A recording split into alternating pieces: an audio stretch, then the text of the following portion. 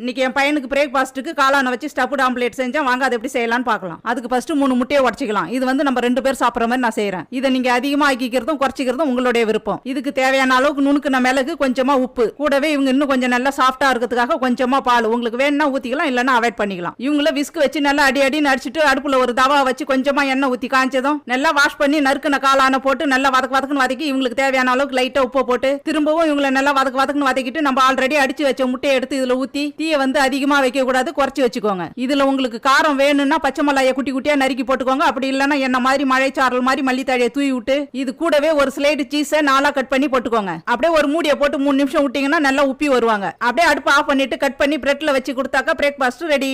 டேஸ்டும் செம்மையா இருக்குது. அவ்வளவுதாங்க, சிம்பிளான இந்த பிரேக்ஃபாஸ்ட்டை நீங்களும் ஒரு தடவை செஞ்சு பார்த்துட்டு எப்படி இருந்துச்சுங்கிறத மறக்காம கமெண்ட்ல சொல்லுங்க. நம்ம இன்னொரு சமையல் வீடியோல பார்க்கலாம். டாடா.